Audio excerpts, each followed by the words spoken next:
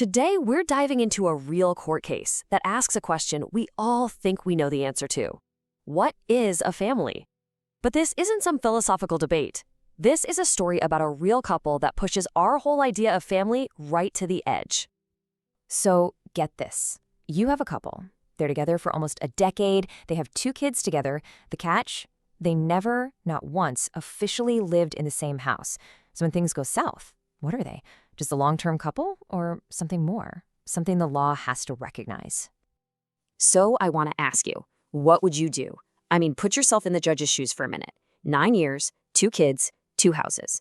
Are they a family? A real judge had to make this exact call. And believe me, the answer is not what you'd expect. And here's where the battle lines were drawn. On one side, you have the woman, Miss Asprey.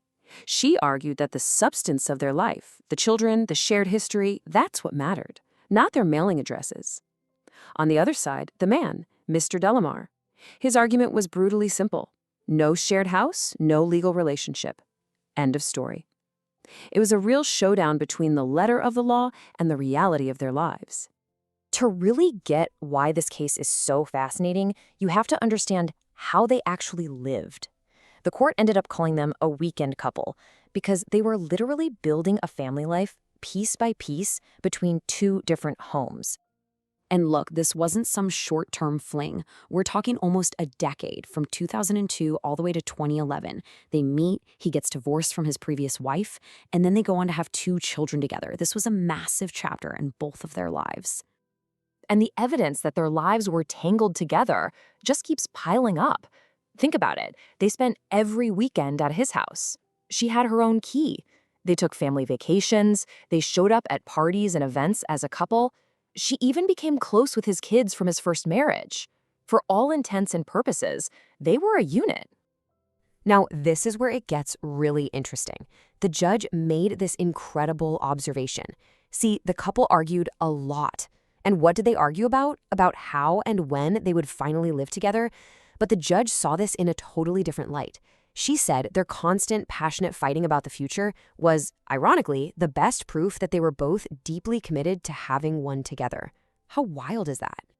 In a case that was basically one person's word against the other's, the whole thing ended up hinging on a single piece of paper. One document that he wrote that would come back to completely unravel his entire defense. So, when he was in court, Mr. Delamar tried to downplay everything. He painted this picture of a super casual, distant relationship. He claimed they saw very little of each other and that she pretty much only came over so he could see his kids. He was trying to erase nearly a decade of history. But here's the kicker. The most powerful piece of evidence against his story didn't come from her testimony, or from friends, or from family. Nope. It came from his own pen, from a letter he wrote years ago that he probably forgot even existed. And boom, this was it. The smoking gun. Back in 2007, he wrote to his health insurance company to try and get her on his policy. In it, he called her his partner of 4 years and announced that we are expecting our first child. In his own words, years before the court case, he described the exact relationship he was now desperately trying to deny. So how did he try to explain this away? It was a disaster. He claimed it was just a purely financial decision, just to help her out. The judge, looking at this intelligent, professional man, called his explanation entirely unbelievable. And right there, his credibility just evaporated. The judge basically decided she couldn't trust a word he said. So with his story in shambles, how did the judge actually solve this puzzle? Well, she had to go back to the legal rulebook and figure out what living together really truly means in this day and age. This is the legal phrase at the absolute heart of the case. Living together on a genuine domestic basis.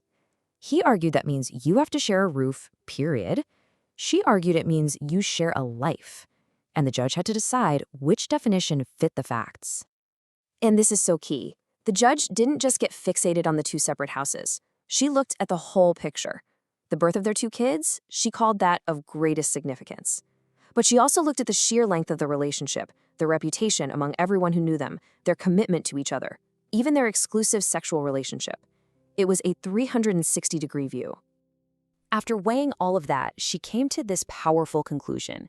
She said that, yes, despite the 2 houses, their lives had fundamentally merged. She found that there was a merger of 2 lives into coupledom. That was the magic phrase. And so the verdict came down. The court made it official. A de facto relationship existed for almost 9 years. This decision meant the woman now had the right to seek a property settlement. It was a landmark win for substance over form. So, what can we all take away from this incredible story? It's not just a fascinating legal drama. This case offers some really powerful, practical lessons for anyone navigating a modern relationship. Let's break down the big ones. All right, here are the 5 big takeaways. First, a home is about your heart, not your house. The law is starting to care more about the reality of your connection than your address. Second, having kids together is like legal superglue. Courts see it as one of the strongest signs of a real partnership. 3, never, ever underestimate the power of an email or a letter. The written word can be forever. 4, fighting for a future together, even if it's messy, can actually be seen as proof you're committed. And 5, and this is a big one, in court, credibility is everything. Once it's gone, it's gone. In the end, this case is a powerful reminder that the law can and does evolve.